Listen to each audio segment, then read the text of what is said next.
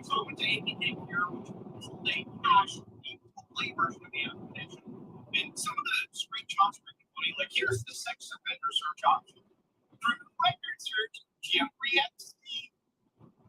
Imagine what that was.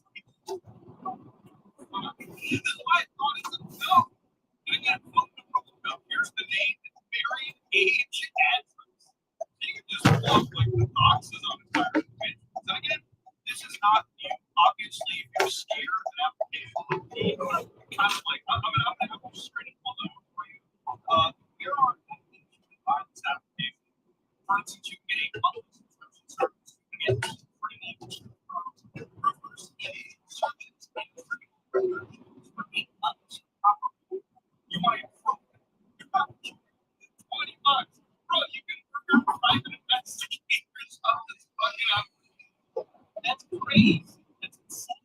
Now, first, obviously, how does a man sign over to this application? Verify claims made about him are not true. You can't. So, for instance, I saw the fire. Yeah, but now it's installed on a cell phone. And the thing about this, I actually record the screen or screenshots. Okay, so realistically, everything on will stay on. And of course, this is pretty cool. He is defeated by the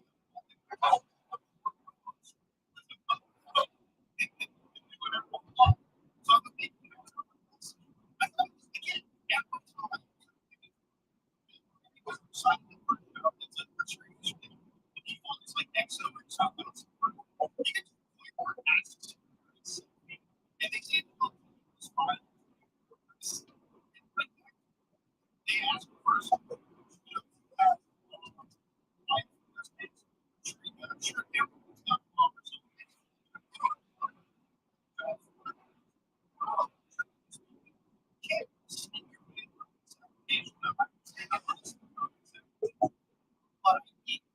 and unfortunately, at the time of really reporting and researching, a lot of that application is nothing disabled. So unfortunately, we're stuck in this load loop for now.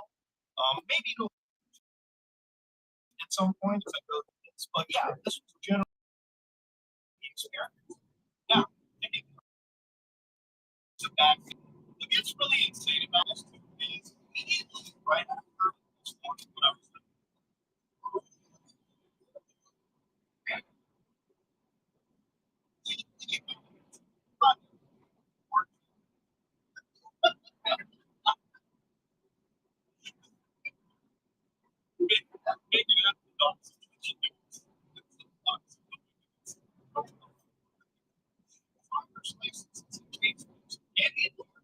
shut it down. It's a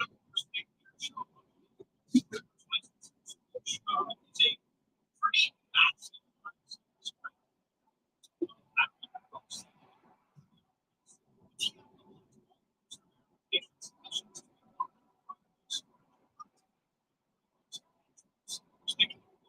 Yes.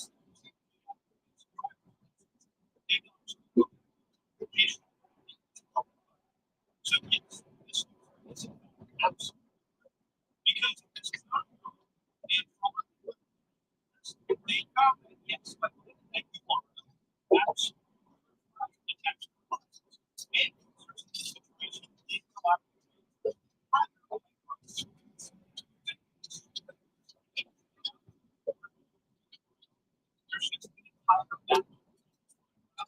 space that's possible for an actual person to find information. So yes, again, unfortunately, I don't have any to verify the response. But you know, not just ask my question.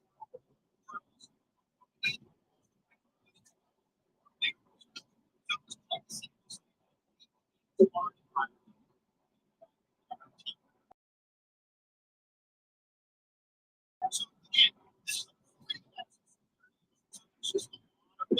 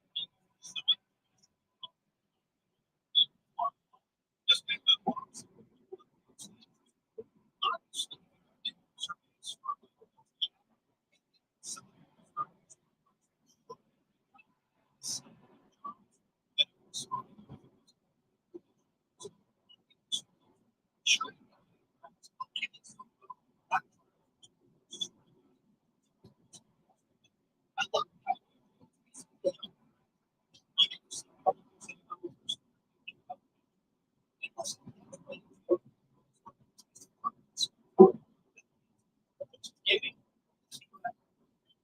So again, what they want is like the video, like you want that's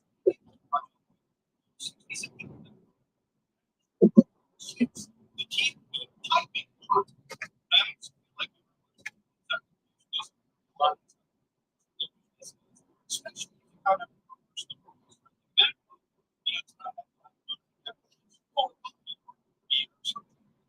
inside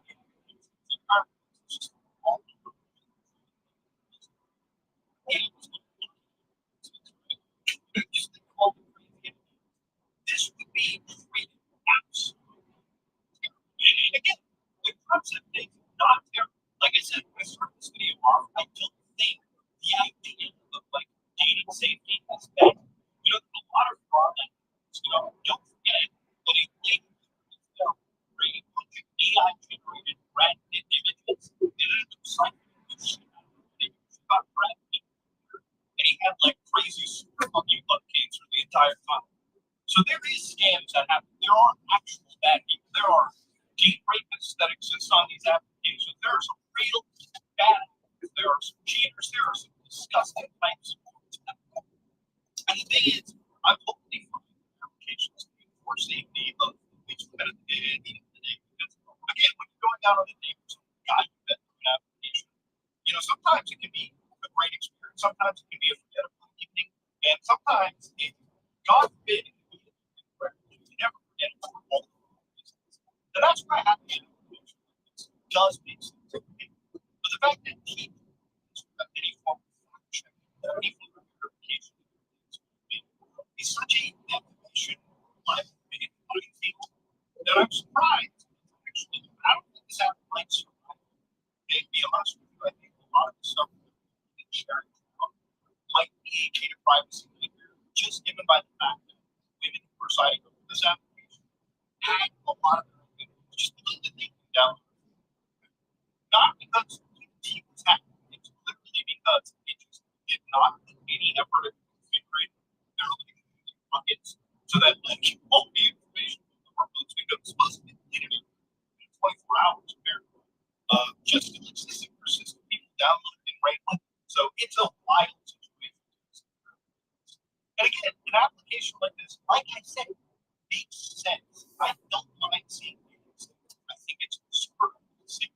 I just think at the end of the day, all right, because they're not doing any form of verification, and there really is no way for any of the other parties to, who are being kind of named, get the information process. It's not that to at least offer some sort of bug. And I'm sure there's ways for you to reach out to T and tell them to take down actual information.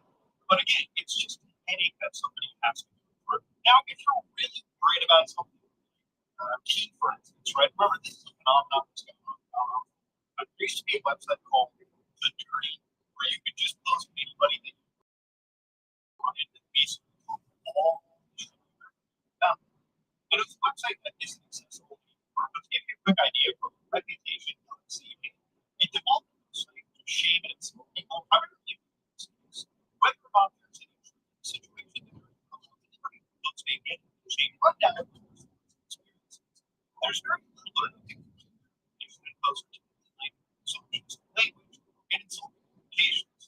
So again, this is a huge problem that we're back then, right? Like this is not a usage. The internet was if people are post wherever the fuck they want. Yeah, things like T have always persisted. And again, the fact that you can just post anything.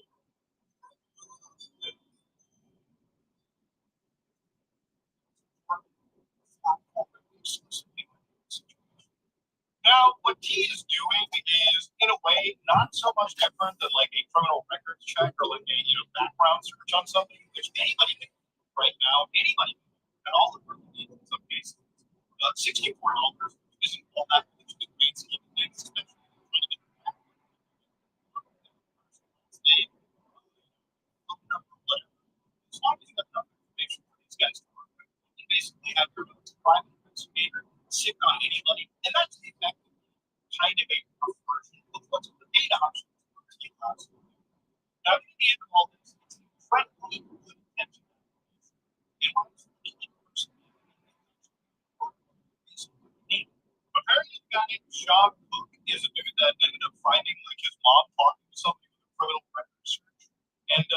you wanted to provide experience, you wanted to provide protection to a lot of women that were actually going on these platforms and talking to people that they had really no idea of, right? Because sometimes you could be talking to somebody randomly on prior, and you don't know if they're like that's battery or something, right? This guy's an actual registered white collar. I don't know who this is. Maybe I should know this before I get a relationship. So it's really interesting. Unfortunately, because there is no verification and no standards on verification, as even said by their own terms, it is an incredibly messy application. So it's just an incredibly messy thing. But it does nothing new. It's basically just a gossip forum that is exclusively for women. And in some cases, I feel like if anybody's going out of their way to post something about a guy, the red flags, it's a lot like going to Yelp. I feel like most people review things if they're very negatively impacted, okay? So sometimes a jilted ex could come completely defame you, say some of those outlandish shit. And there really isn't any way for you to, I guess, rectify it. Because I don't think most women are going to go on and just immediately write like green flags out of the kindness of their heart, as I wouldn't expect guys to as well. Like I said, reviewing anything positively usually isn't something that people spend their time doing as much as they take reviewing something negative. And that's just basic human psychology. So yeah, the teen dating app. I'm glad that I'm being very bad at this point. God dang, the dating world be wild. I miss the days back then we used to date.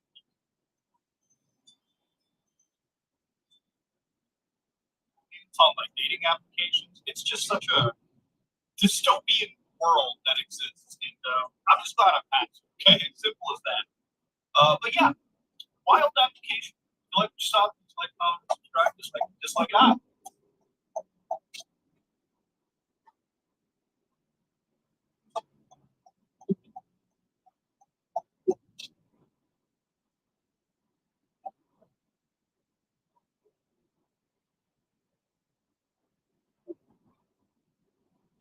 Hello, guys and gals. Steve Hard.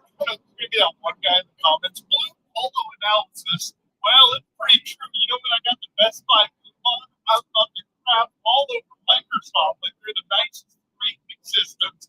Ladies and gentlemen, you all know Windows 10 is dying this year. I'm not trying to make videos on this. I'm actually talking about this. And I basically said that, Windows 10, all the updates and security stuff are getting, that's basically going to stop. Okay, Microsoft wants you to join Windows 11. They've been really putting up. I can't upgrade my computer because it said it doesn't support it. Well, tough to take. Or you can use things like Windows, basically like cut out the parts of Windows 11 like requirements that are in. But this starts saying a lot of stuff is going to last forever.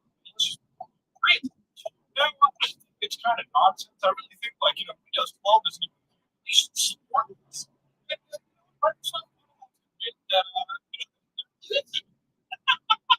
Microsoft has to admit that they're actually losing. And the straight up just said, yeah, we're gonna at least give you guys some actual updates for that game. So for instance, they released this little follow-up just a couple days ago, and I wanted to kind of cover it. So here's what happens when Windows 10 support dies. Microsoft no longer provides any security and feature updates or technical support for any of those Windows 10 computers. So while they're gonna continue to function, they're not going to see those regular security updates. So if you're on Windows 10 version, left, okay? Which again, I don't really understand why not. If you can't upgrade, like I upgraded to Windows 11 as soon as it was officially available inside my VM and on that computer back there. And generally speaking, it's an okay experience. Like it's good for Windows, right? But if you want to protect yourself from all the nasty viruses that exist all over, you're gonna probably want to upgrade. Okay? Now, of course, any company or organization that operates Windows 10 may find it challenging to maintain regulatory compliance with unsupported software, which actually is a pretty important part of our slaughterhouses. We don't want to have just fun with this. So applications running on Win 10 may not be supported.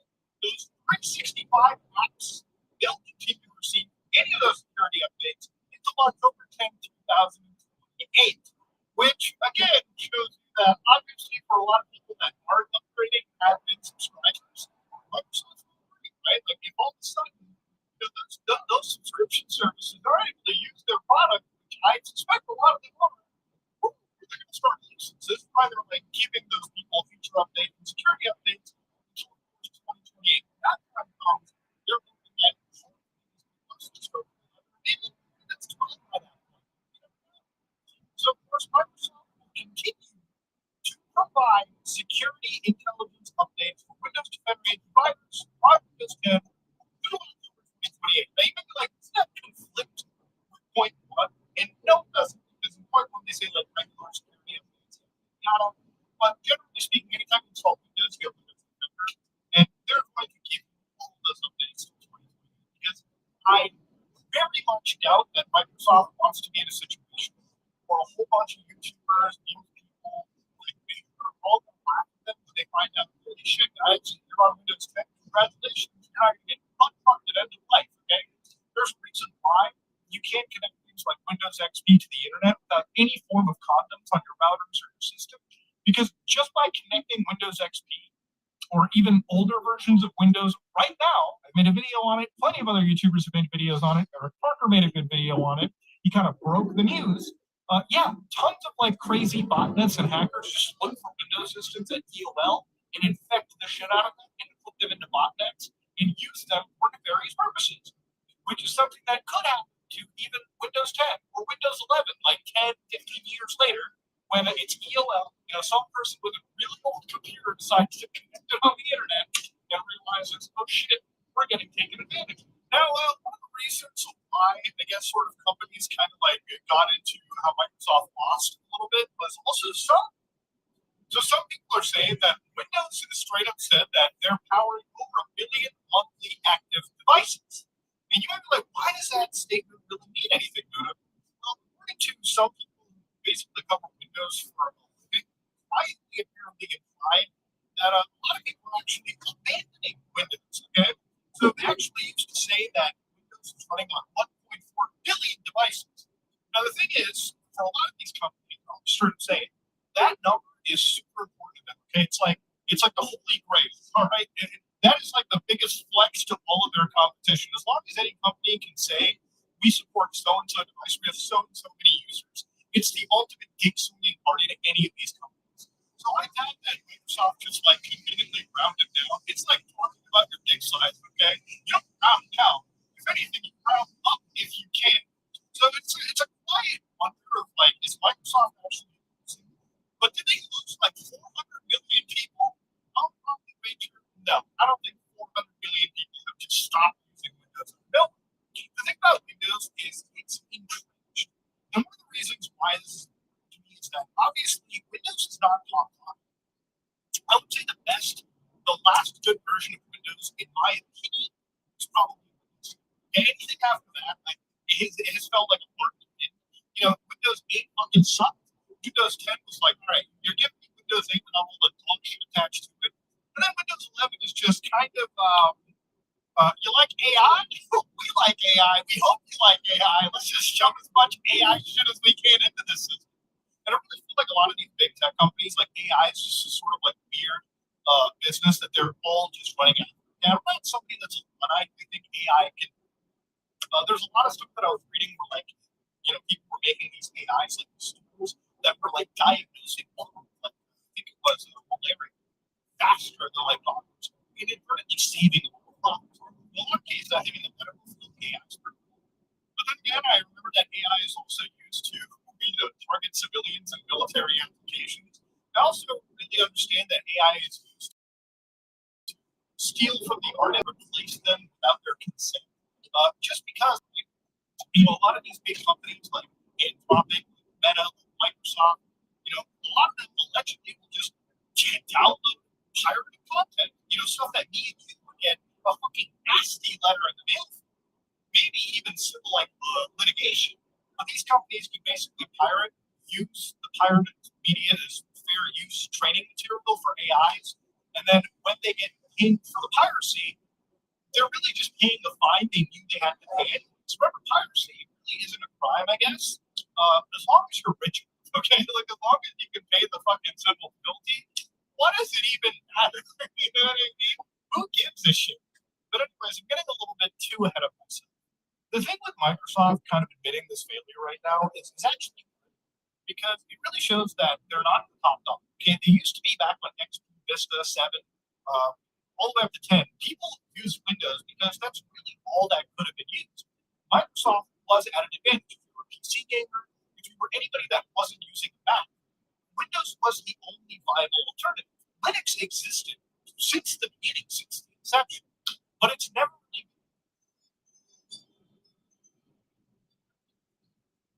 did not feel the level of friction they once did. Right? That's the important part of it. Right? This is the important part of this technological gap that we're having. Now that gap is really tiny. Now if you want to use Windows or you want to use Linux, aside from the certain specific applications that people that God have to use Microsoft Office, even though I really feel like Microsoft Office is because big companies pay for subscriptions and they just force that onto the user.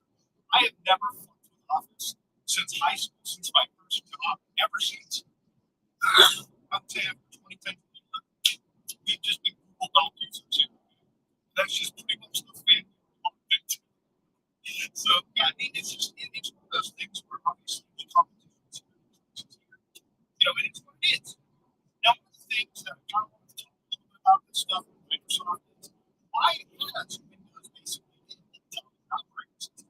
For a while, if you went to the store and wanted this one, right, your only option was picking up a Mac. Apple's been around forever. And, I'm somebody that made that was better than, I would say, most Macs from financial advice. And I use that. Now, ever since Apple switched their processors to M processors, they're really good.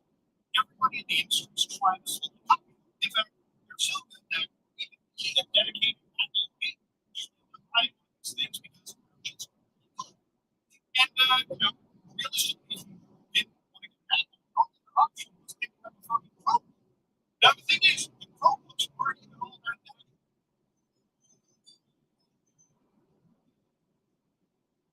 You could even install Linux with this whole Proton and play some Steam games on it.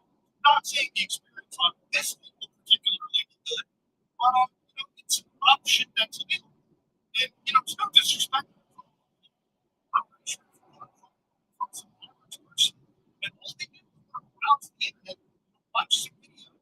Well, give a fuck if it runs on Mac, if it runs on Windows, if it runs on Linux, as long as it runs their browser. It's all that matters. I mean, it's all they give a shit about.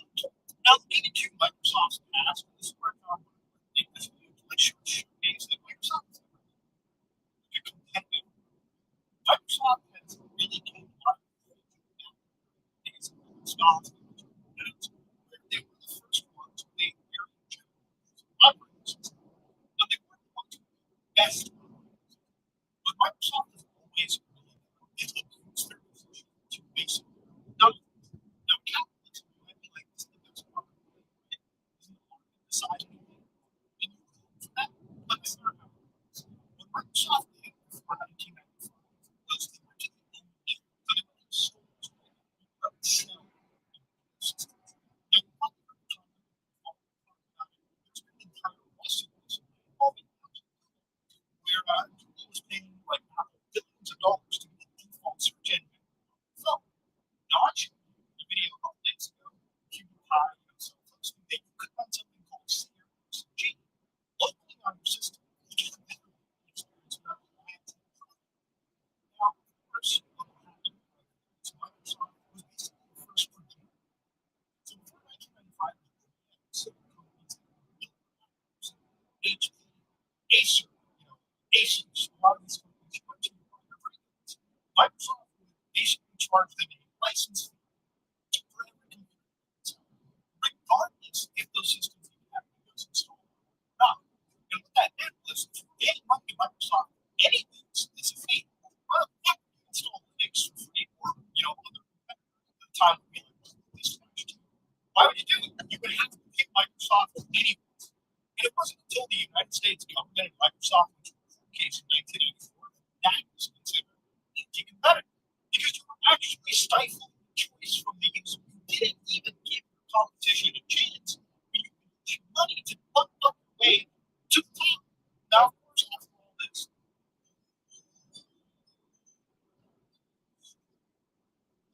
and sometimes exclusive. What happens, like, let's say we're at the end, if we get the choice, what software we're installing, Microsoft be like, no, you have one choice. You can either have us, the dominant platform, or they can just walk away. Right? They wouldn't even allow to do systems, right? So they wouldn't even sell you a two operating system option. They wouldn't even give the user the chance to even learn that competition system. Imagine if you fired up your system and you saw Windows or Linux or a flavor. You got a choice between which one you want to use. Or actually Linux and it might be like it's better, it just works for you. But you never had the chance. Now, one of the really fun things that I saw in the situation was like in my research was that back in the day, I didn't even know this, but during the Windows 8 era, some of the OEM agreements had it where, like, because it's secure, which was a part of the UEFI motherboard, literally Microsoft had mandated that to be by default, which basically meant that in certain cases, Linux or another operating system wasn't secure. You weren't even running, it wasn't straightforward, even smaller. So after 1994, Microsoft still decided to actually start competition. And while it was, outlawed, or, it was regulated that they could do that per process of licensing, what happened later was that they had minimum commitment. So let's say that you were a lead, and Microsoft would just be like, all right, you have to purchase a certain amount of Windows licenses. And it wasn't like, hey, we're making, 400 computers, we're selling 400 computers, and we only have four. No, you have to buy like 800 licenses or some insane amount, so that we're just basically pushing this license on as many systems as possible. Again, if you were a competitor like Linux or any competitor, you never had a chance, especially in a store where most of the normies would go through your system. Of course, even beyond all of it, you would end up having like this all or nothing model where Microsoft would basically say, for your entire line of computers, you have to sell Windows, not just a specific set, all of your systems. Look, the point is, Microsoft never succeeded anywhere because they generally made the best product. They won because they were able to use their capital.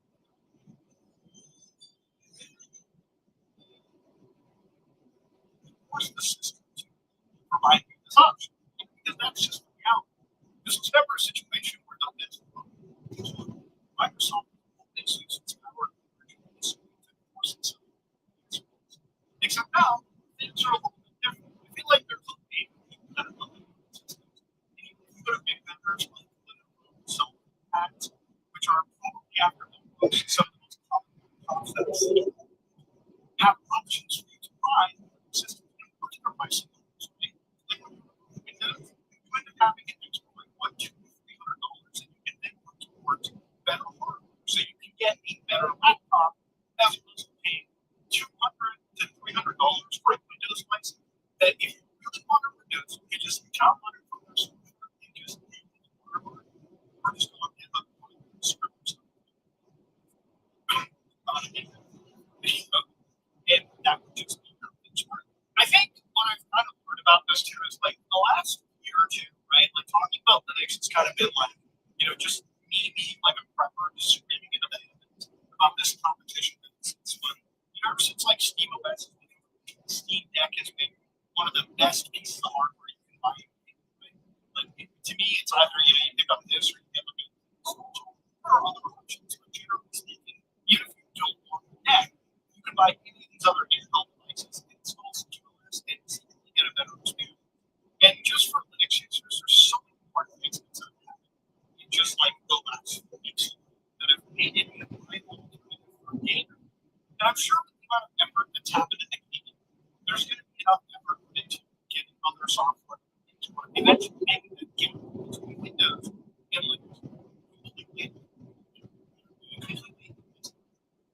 The thing like Linux is obviously it's an open source protocol. And you don't have to deal with like end of life nonsense as long as you have to be part of it. Linux supports the concept should basically be fun. And the thing about it is it's like obviously something that's supports something that should be enforced by Microsoft Windows is fine and it used to be, but the world runs on it too. Even without Linux, Microsoft's unnamed services wouldn't be existing. Okay, it has a world being run by open source technology. It's not. You're watching this video on YouTube. Guaranteed, this is why you're server powered in that. And the thing is, it used to be the option for servers, but for the desktop, even up, we finally have an option to have something open source from Microsoft licensing, Microsoft operating system for the first time because they actually have competition. They have to publicly state, yeah, we're going to have to readjust. We're going to have to keep looking. So, I mean, for fuck's sake, when it comes to gaming, they finally admit because of SteamOS, because of the advancements in Linux, that they're not top dog. In fact, if anything, Microsoft is actually the worst option for servers. And because of that, they have to actually deal with the competition. Attempt at this point. Will they do that? I don't know. I'm excited to see what they do. But yeah, going forward, you finally have an option. And it's actually really as a Linux user to see like Microsoft Store and actually get license. And not only get license, but also get that people aren't just switching over.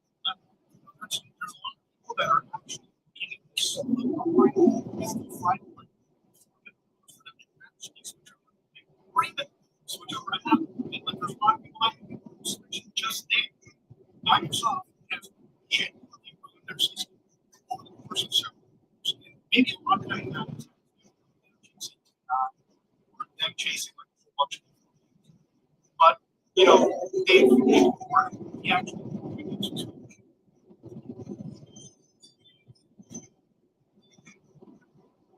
big companies like Apple, really any company that's pushing, Linux further than they used to. It's time to be a change. I wanted to talk about it because really before you guys read about the history of Microsoft, you only realize why it's not that it's not a inherent issue.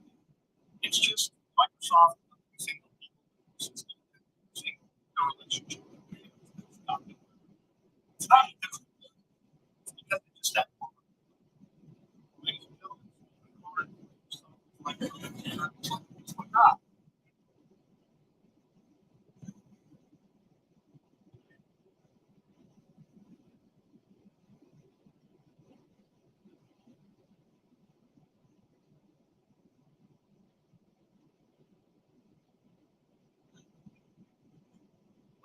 It's not. The main person gaming PC surprisingly using gaming swing. Well, that's actually pretty wild. Look at the large version. It's not a game streaming, but it's generally speaking, I was pretty shocked when I saw this. That was absolutely not on my radar, to be honest with you. I saw it, I was amazed at it. But of course, it's not just gaming, right? Because apparently it's also installed large Linux on a laptop. So, wild thing to see over here. Something that's extreme special things for getting away like this. But of course, it's not just important to things markets. It's also looking at some of the biggest games in the market, like War Rivals, that apparently their launch notes this year, they straight up mentioned high-end running Linux was mistakenly tapping into low-quality drive resources. You know how shocking it is as a gamer, as a Linux gamer, to see a actual reference list without seeing players because of the ATG or whatever. No, it's kind of insane to see one of the largest, most popular games right now in today's game age actively supporting Linux. So, of course, these are just actual serious wins that I want to chalk up and say, yeah, these are pretty massive. And I really do think that people are slowly but surely wanting to switch over to Linux. And there's a lot of reasons for it. Obviously, as all of you probably realized, Microsoft Windows 10 is dying this year. I made a video about it a couple of weeks ago, and generally speaking, Windows 10 is just end of life. And unless you're using Windows 10 IoT or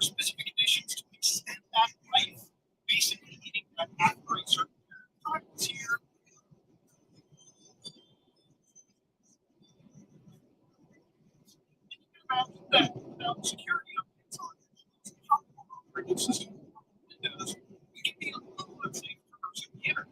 I mean, if you go all the way down to the pretty extreme example, just connecting that operating system to the internet without any form of firewall is basically making pretty much an authentic ground computer using open source services.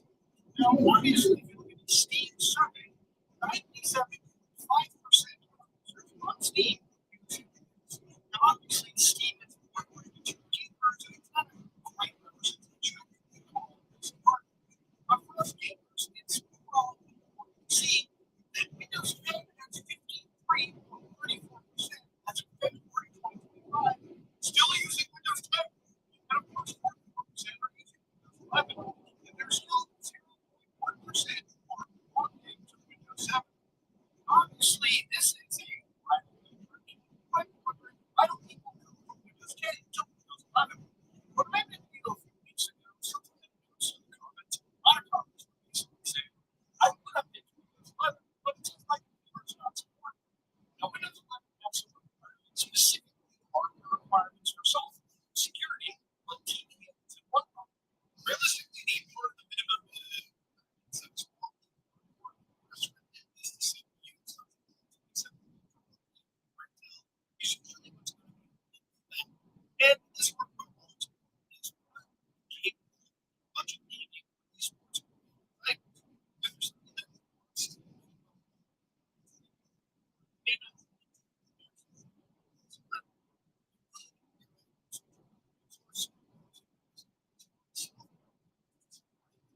but yeah, that's really interesting. So that's what I kind of wanted to tackle today. Really show you how you can install one of the hardest versions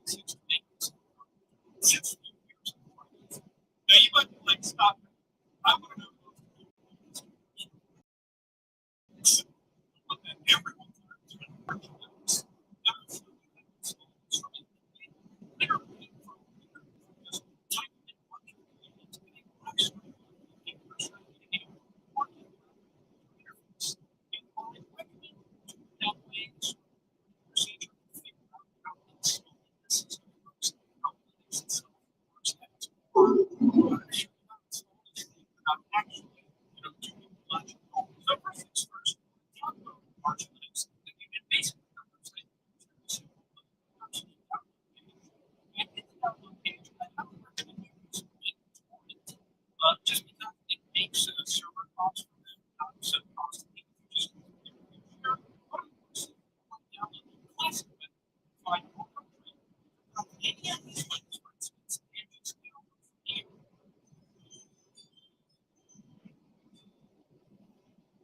And you want to find out the first page, March 2025, and the entire place. This will basically be writing bottom sides. Probably looking for the largest file size in general. You just click this, you download the system, and now come to the installation. Typically, you can run this but I don't think that you probably have any system.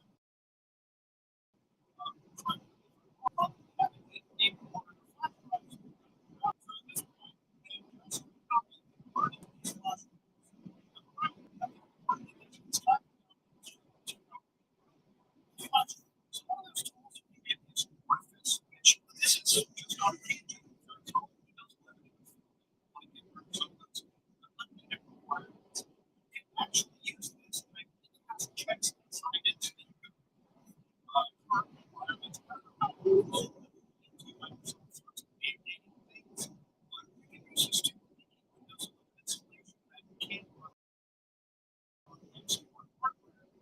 now, it's like, for instance,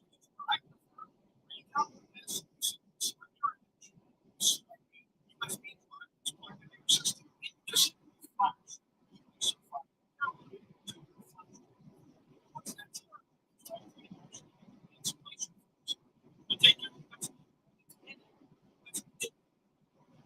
Your system.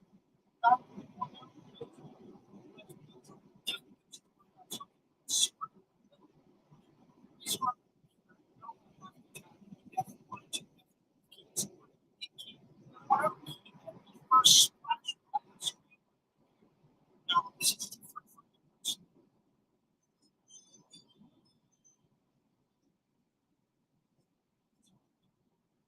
Done it right. You see more flash drive. This is what this to your flash drive. Splash.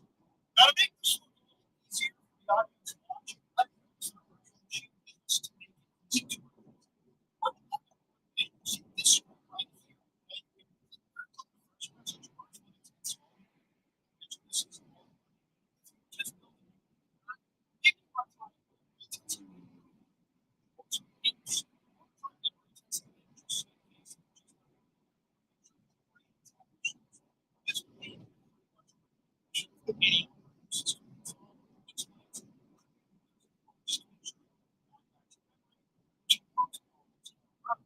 But if everything is all well, the first option, oh, you'll see basically March Linux is starting its installation media on your system. Now it's an awesome thing at this moment in time. Go to March Wiki.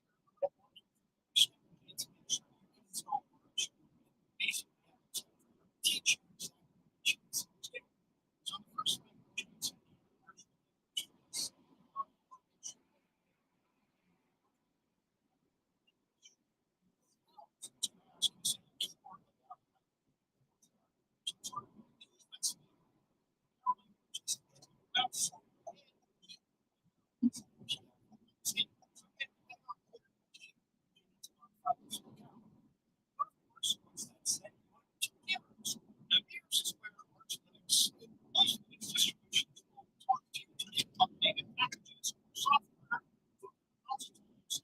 So, you get a mirror and over here in general, so I live in Canada, and we have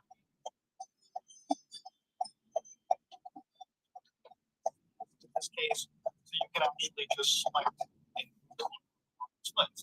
So you want to pick the country you're in, and also just for safety's sake, you want to pick the country that you're next to. So since I'm Canadian, the country next to me is the United States. And I'm going to hit the United States and just smash enter. Now at this moment in time, what does this go back? And you're right there. So go to disk configuration and partition. So inside here, you've got three options, right? But here you can do manual stuff. I'm going to go with, say, best effort default partition land, which basically lets the system do it. Now here you can see all your drives listed. You want to be a little careful. If you know what drive you're going to based on your model, then you can just select that. But again, you don't want to format something that has special files on it or important files. So since I only have one for demonstration purposes, I'm going to hit enter on this. Now it's going to ask for the file system. Now, generally speaking, you should go with extended forward, but I'm going to go with DTRFS because it will allow you to have like the best backup solution in the road. So I'm going to continue.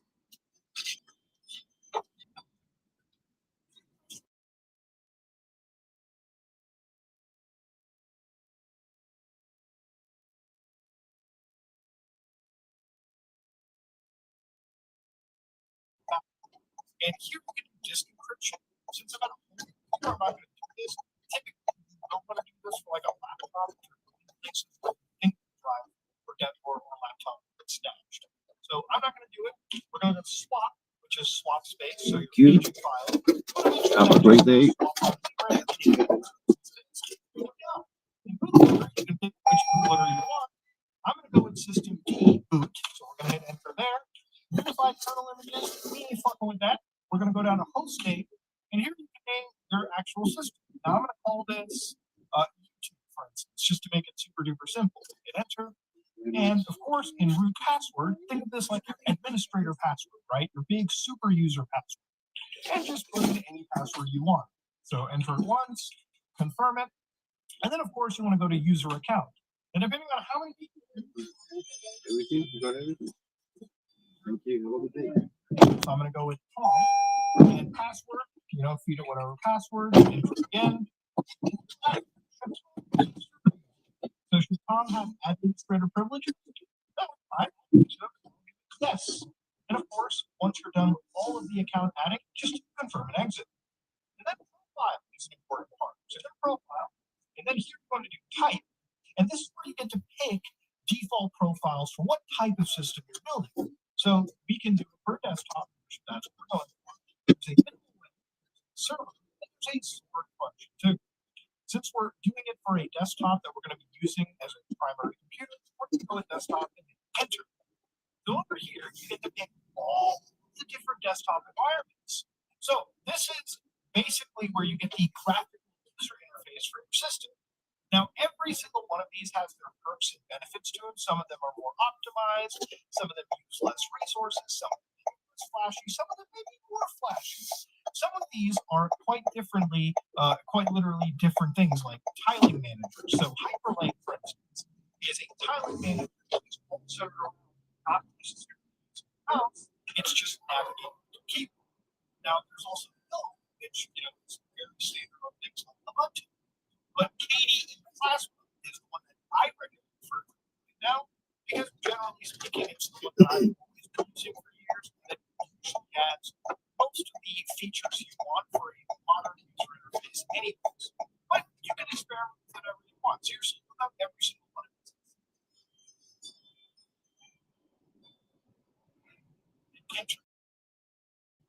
So of course, here you got your now getting out of this video was using a pretty AMD build. And this is where I'm going to just put the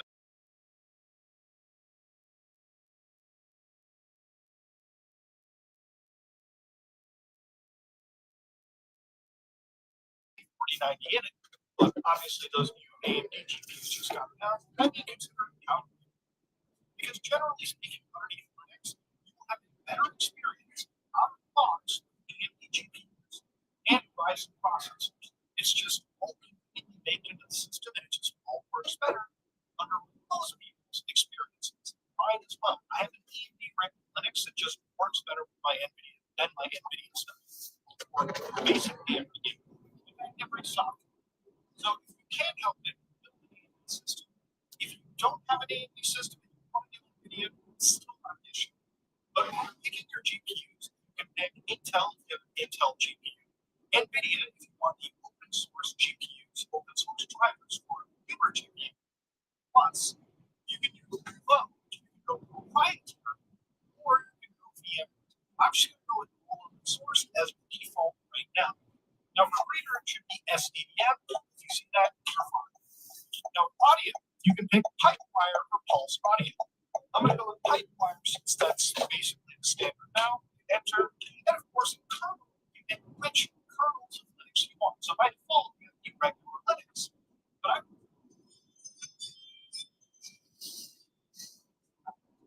LTS. There's also Linux Zen, which is more centered around being responsive to the user. I've never personally felt it being better, but you may want to enable that if you want to give it a try. So hit enter once you add all your kernels. In network configuration, because we pick KDE Plasma, you can go use Network Manager, which is necessary to configure the internet graphically in GNOME and KDE Plasma. So once you hit enter there, go to additional packages. If you want to add any more packages or how to do it, go to optional repository and just hit enter on multi. So that will allow you to have 32 programs as well. Enter, go to time zone, and you can pick which time zone you're in. I'm US Eastern right here, so I'll go there. Automatic time sync, make sure that's yes. Once all of that is done, you can basically go to that big install button. You can basically hit yes. Like it.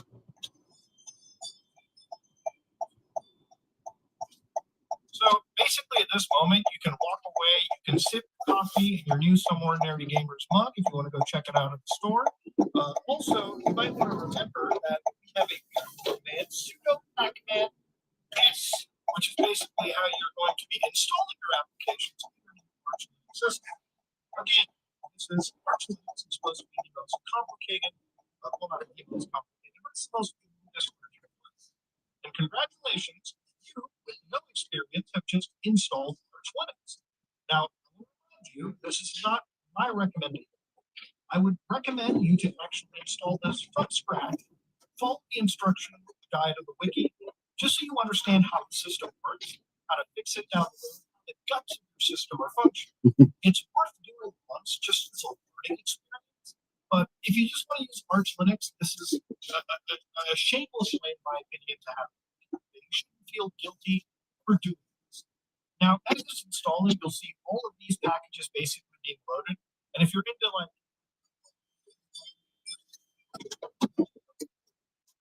basically the script we're using is just going through all of this and basically doing everything for you right now. Now, on your first boot for your Linux installation, you'll be ready with this screen.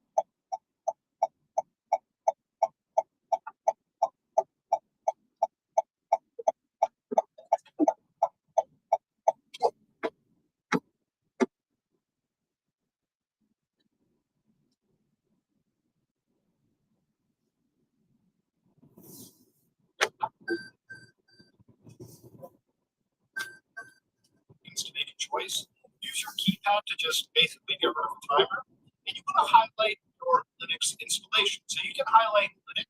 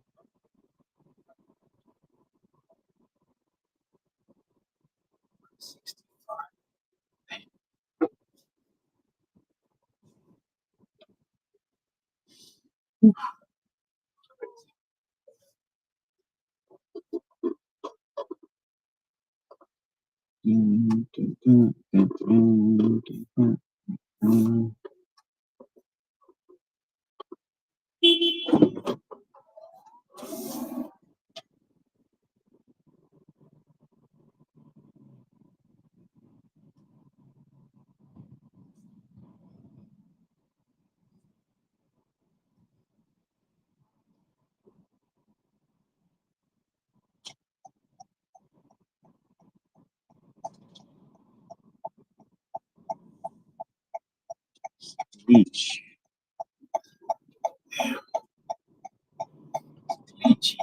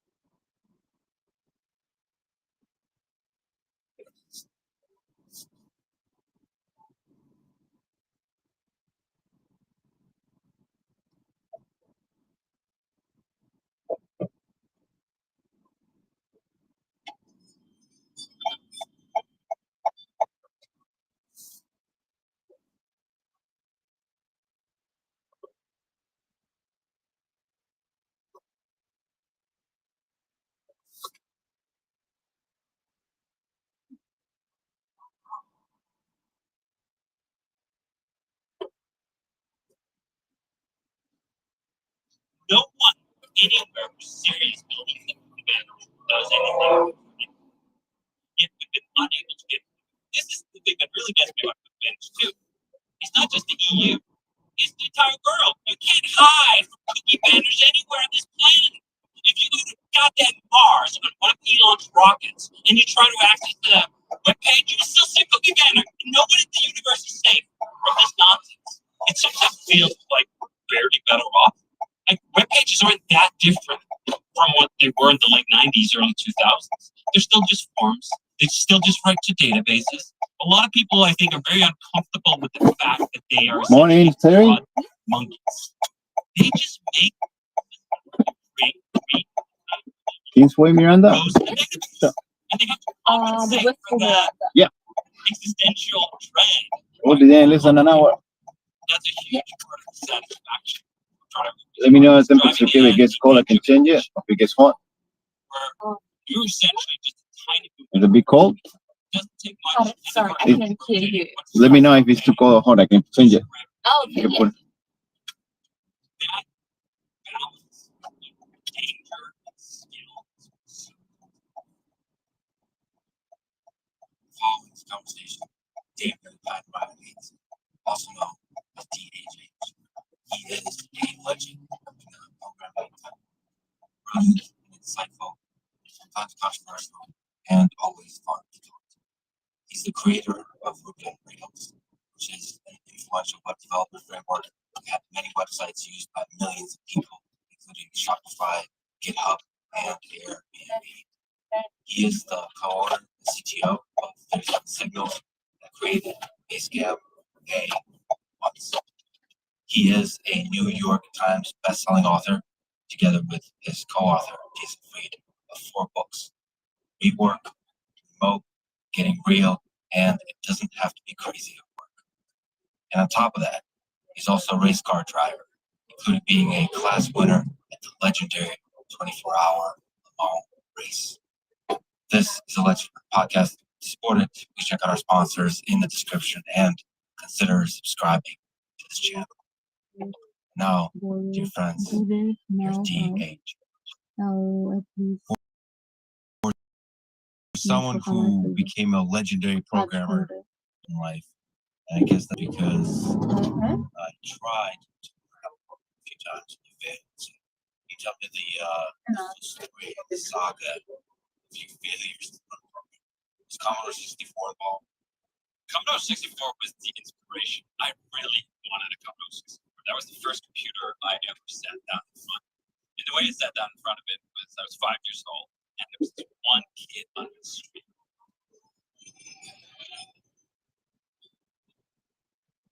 Getting over there and like, yeah, I don't know if you've ever seen that game. It was one of the original fighting games.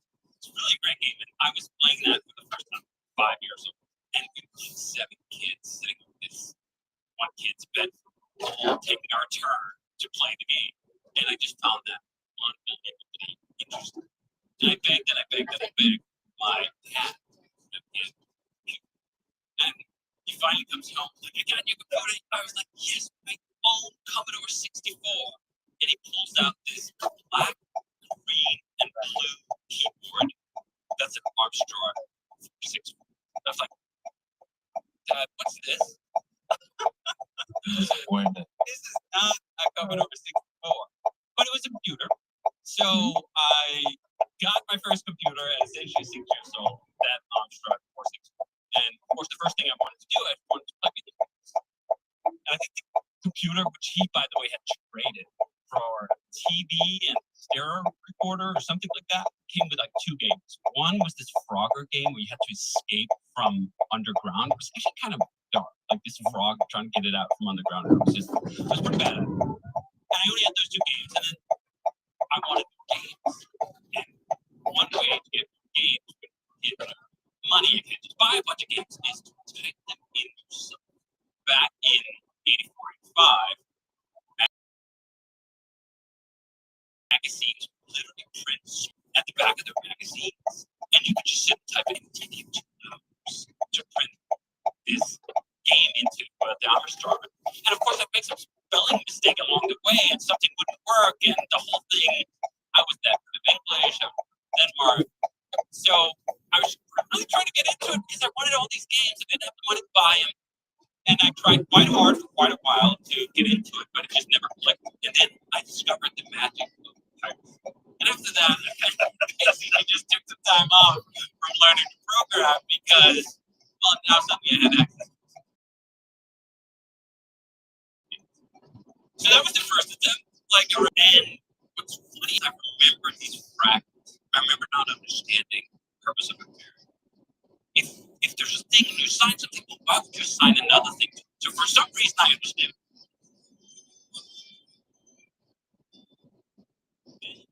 Maybe I'm 11 or 12. I've gotten into the Amiga at this point. The Amiga, by the way. Still, perhaps my favorite computer of all time. I mean, this is one of those things where like all the music from the 80s was amazing. To me, even as someone who loves computers and loves new computers, the Amiga was this magical machine that was made by the same company that produced the Commodore 64. And I got the Amiga 500, I think in 87. Sexy machine right there. This is from an age, by the way, where computing wasn't global in the same sense. The different territories had different computers. The Amiga was really popular in Europe, but it wasn't very popular at all in the West. It wasn't popular in Japan. They were just different machines. The Apple II was a big thing in the US. I never even heard about it in the 80s in cooking. But the Amiga 500 was the machine that brought me to want to try it again. And you know what's funny? The reason I wanted to try it again was I remembered the first time to learn, and then there was this programming language that was literally called Easy Amos. Like the easy version of Amos.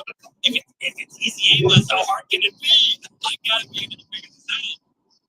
And this time I tried hard.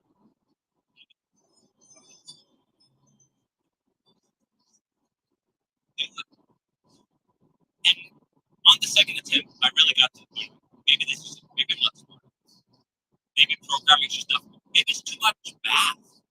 I like math in this superficial way. I don't like it in a deep way. It's like the nerdy friends did, who I had tremendous respect for, but I'm not that person.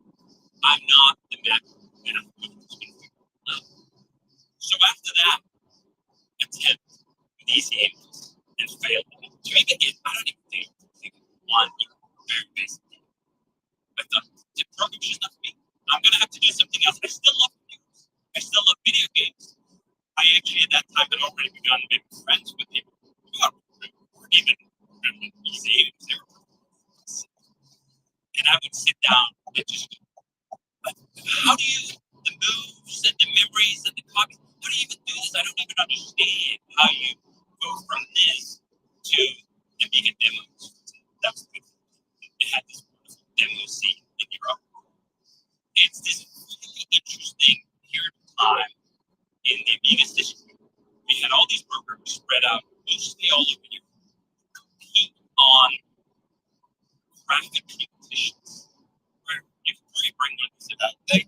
On this thing, they would make these almost like music videos, combining some MIDI music, combining some graphics, and they would do all of it in like 4K, 4 kilobytes. That's not 4K, 4 kilobytes of memory. And I just thought that was such a cool scene. This was obviously pre-internet, you can see even pre-BBS, multi-port systems to some extent. It was you swap your demo software with someone else by sending them a disk in the mail, like it's for files. And I was enamored with that whole scene. I was enamored with what they were able to create, and I just wanted to be a part of it, even though I didn't have any skills.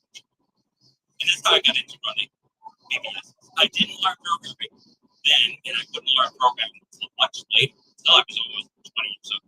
The built-in board systems existed in this funny space where they were partly a service to demos, allowing all these demo groups to distribute their amazing demos.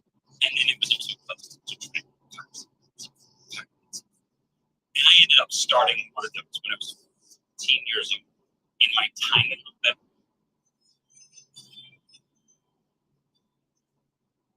Had 3 telephone lines coming into my tiny room. Which is funny because, again, 15 years ago, by the time I was in Stirrup in my 3rd line, we had to get through one for the telephone. I get this guy, and he's just looking around. What is this? Why the hell is a 15-year-old having 3 phone lines inside a little bit. What's going on? Why are all these modems clicking red and black and big down? Did you crash them? They did and they did. They knew I had the phone line. They knew I had the computer. I don't think they really understood that I was trading. Ego.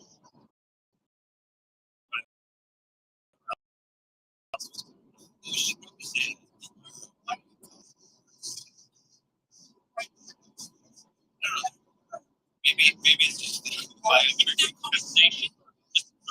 I never spoke to anyone. I did.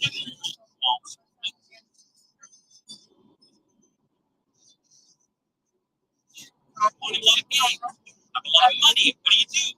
You trade. So people are patient. I mean, I once bought a second. I got gift for two. Pretty bad. Second business. It was like 6. And I was making them one game. I like video games way too much to win months. The piracy was just a million. And that was how I got into being part of the difference. Being part of the piracy. And then also, that's how I realized, actually, this is fun. Right? And by working. Oh, yeah, that's one of the things. Basically, what is that little CRT mod? All these CRT mods that begin when I was 15. I don't understand fully but I traveled from Copenhagen this tiny on the train with a bunch of dudes like teens. I'm lugging my teenage CRT on back to me to the biggest it's exactly and all day long and drink ridiculous. But totally else, and I miss it in ways where the internet has connected people to stuff, but the connection you get sitting right next to someone else, as their own CRT monitor is plugged in halfway around the country to get there, is truly special. Because it was also just this constantly running around, constantly surrounded by people really good at what they can do, really good at what they can do. It's infectious. It was part of that. Hey, I felt that. Man, why can't I figure this out? I mean, why can't I even figure out these aim ups?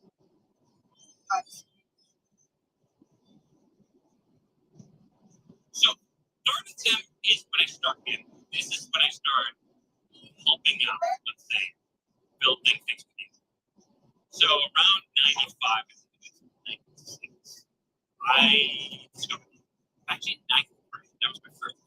I went to some university in Denver, and in 9th grade, we had this excursion, and they sat us down in front of the computer, and the computer had Netscape navigator the first version. Maybe it was even the precursor to that.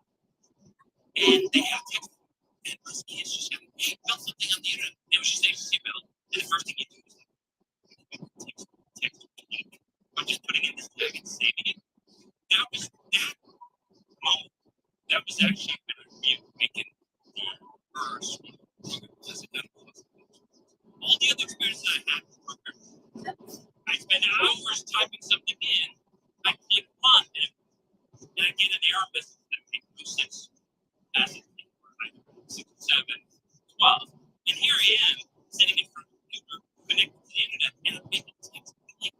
I'm making it larger, I'm turning it into an H1 or H2. And these guys out here, we just did it for like, and Sunday, with the internet. And someone in Germany can be able to access it, see, and I don't have to ask any permission.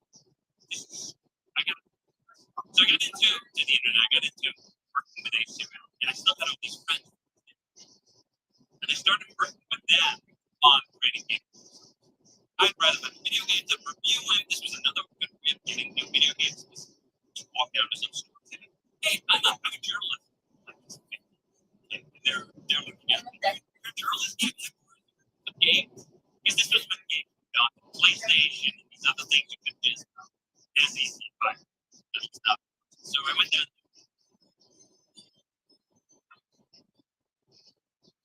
Started working on these gaming websites, working with programmers, figuring out that I could do something. I could work on the XML. Not really programming, but it kind of smells like it. You're talking to a computer, you make text on the screen, and you communicate with someone after. So that became my path.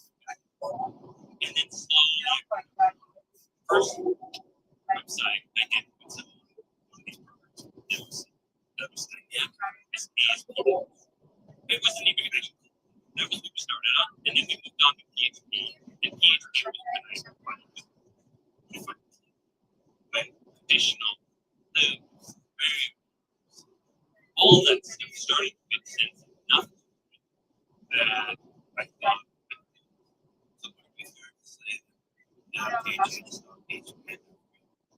All your successful PHP. It was 100%. And it's even better than that because it's PHP to me didn't just give me a start in terms of making my own code. It actually gave me a book. In many ways, I think the pinnacle of web developer ergonomics is like 90s PHP. You write the script, you FTP it to a server, and instantly it's deployed. Instantly it's available. You change anything in that file, and you reload, boom, right? There's no web servers, there's no setup, there's just a cache that runs on PHP, and it was essentially the easiest way to get at the network. And this is one of the things I've been chasing now, basically, that it was so easy to make things to the internet in the mid to late 90s. How did we lose the sensibility that allowed us to not just work this, but get new people into the industry, to give them that success experience that I had? That is one time to an XML page, FTP, PHP page, to an Apache web server, without knowing really anything about anything, without knowing anything about frameworks, without knowing anything about the setup, all of that stuff that really taken us to a place where it sometimes feels like barely better. Like web pages aren't that different from what they were in the late 90s or in 2000s. They're still just, it's still just right to database.